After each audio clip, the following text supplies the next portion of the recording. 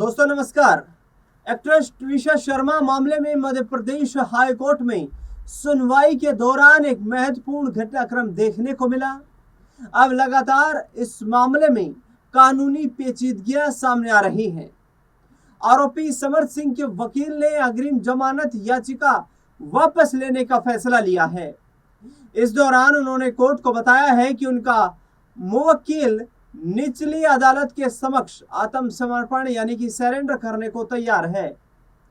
इसके साथ ही कोर्ट का पूरा ध्यान अब दूसरे पोस्टमार्टम की याचिका पर केंद्रित हो गया, क्योंकि न्यायाधीश ने समय की गंभीरता को देखते हुए कहा कि दूसरे पोस्टमार्टम की मांग पर पहले सुनवाई की जानी चाहिए। कोर्ट में दूसरे पोस्टमार्टम की मांग को लेकर तीखी बहस देखने को मिली। ट्विशा शर्मा याचिकाकर्ता की तरफ से जहां दूसरे पोस्टमार्टम की जरूरत पर जोर दिया गया, तो वहीं दूसरी तरफ के वकील ने इसका कड़ा विरोध किया।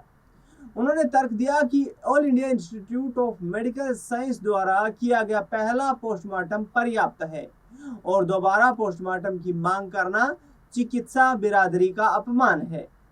उन्होंने आरोप लगाया कि यह मांग जांच प्रक्रिया की निष्पक्षता पर सवाल उठाने और डॉक्टरों की क्षमता पर अविश्वास जताने जैसा है। हालांकि बहस के बाद कोर्ट ने सेकंड पोस्टमार्टम पर सहमति जता दी है। कोर्ट में क्या दलीलें दी गई? ट्विशा की सास गिरिबाला सिंह की तरफ से पेश हुए उनके वकील ने दूसरी बार पोस्टमार्टम की मांग कराने का विरोध किया। उन्होंने दलील दी कि एम्स के डॉक्टरों द्वारा पोस्टमार्टम पहले ही किया जा चुका है और इसलिए एक और जांच की क्या जरूरत है, इस पर सवाल उठाया गया। सॉलिसिटर जनरल तुषार मेहता ने उन डॉक्टरों की ईमानदारी का बचाव किया जिन्होंने पोस्टमार्टम किया था, लेकिन साथ ही यह भी कहा कि अगर पीड़ित परिवार को लगता है कि किसी बात को लेकर नजरअंदाज किया गया है तो दूसरी राय ली जा सकती है। उन्होंने कहा, डॉक्टरों की निष्पक्षता बेमिसाल है, लेकिन अगर पीड़ित परिवार को लगता है कि कुछ छूट गया है तो दूसरी राय ली जा सकती है। अंतिम संस्कार में किसी भी तरह की देरी का विरोध करते हुए गिरिबाला सिंह के वकील ने यह भी दलील दी कि शव को सड़ने के लिए नहीं छोड़ा जाना चाहिए। वकील ने कहा, वह हमारे परिवार की बहू थी, उनका अंतिम संस्कार करना हमारा फर्ज है। 5 महीने में ही बदल गया पूरा माहौल। ट्विशा की शादी को बामुश्किल 5 महीने का ही वक्त गुजरा था, लेकिन इन्हीं 5 महीनों में उसकी शादीशुदा जिंदगी ऐसा अजाब बन चुकी थी जिसने आखिरकार ट्विशा को ले लिया। वो आए दिन अपने मायके फोन करके अपने पति और ससुराल वालों द्वारा खुद को सताए जाने की शिकायत किया करती थी। 12 मई की रात को भी ट्विशा ने अपने घर वालों से रोते हुए कुछ ऐसे ही दर्द भरी बातें कही थी।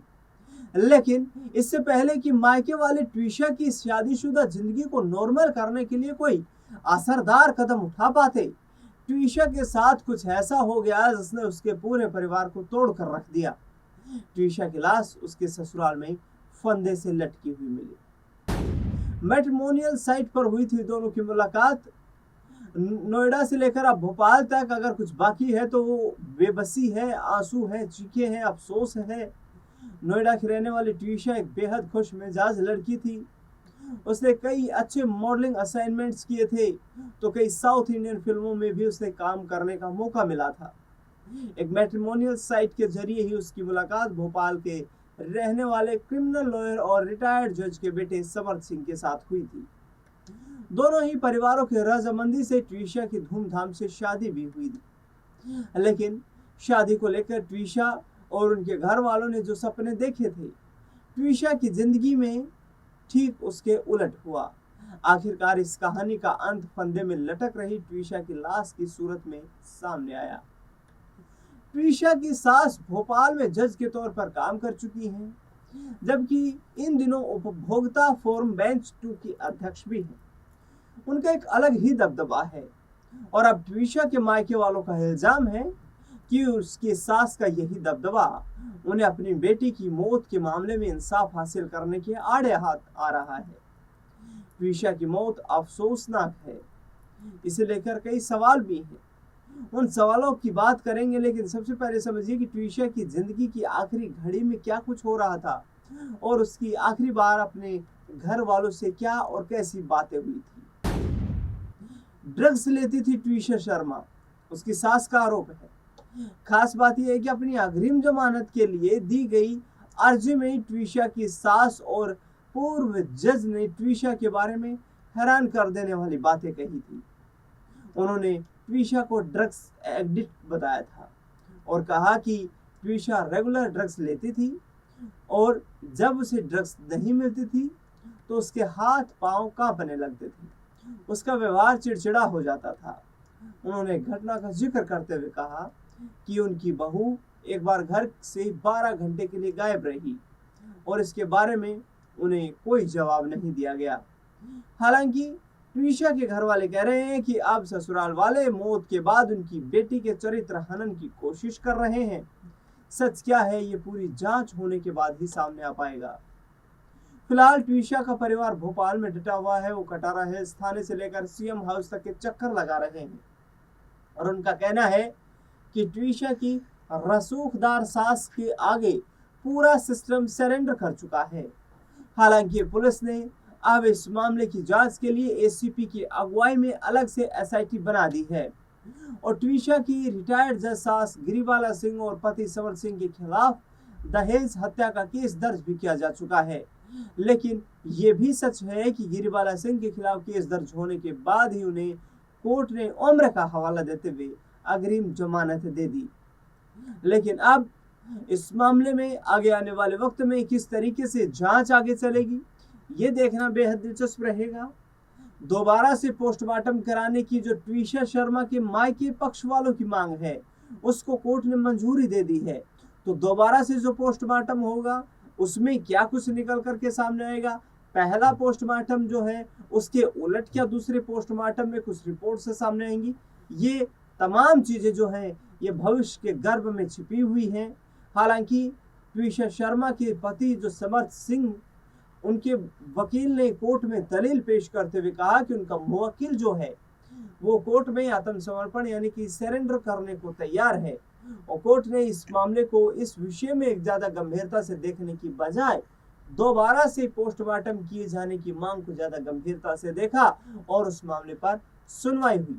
हालांकि जमानत याचिका को पीछे खींचते हुए आरोपी समर्थ सिंह के वकील ने यह दावा किया कि उनका मुवक्किल कोर्ट के सामने आकर और न्याय की जो कानून की जांच है उसमें पूर्ण सहयोग करने को तैयार है।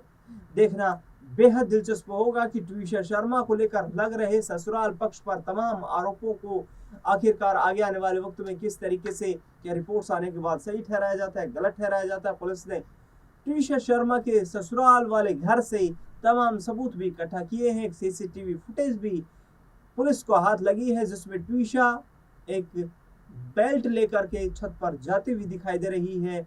अब उस बेल्ट को ट्विशा शर्मा के ससुराल पक्ष की तरफ से जो है वो योगा स्ट्रिप बताया जा रहा है, लेकिन आखिरकार क्या उसी बेल्ट से ट्विशा शर्मा ने अपने गले में फांसी का फंदा लगाया था, ये देखना भी बेहद दिलचस्प रहेगा। पुलिस लगातार जांच में जुटी हुई है। पोस्टमार्टम की दूसरी रिपोर्ट में क्या कुछ सामने आता है वो संपूर्ण जानकारी हम आप तक पहुंचाने का प्रयास करेंगे।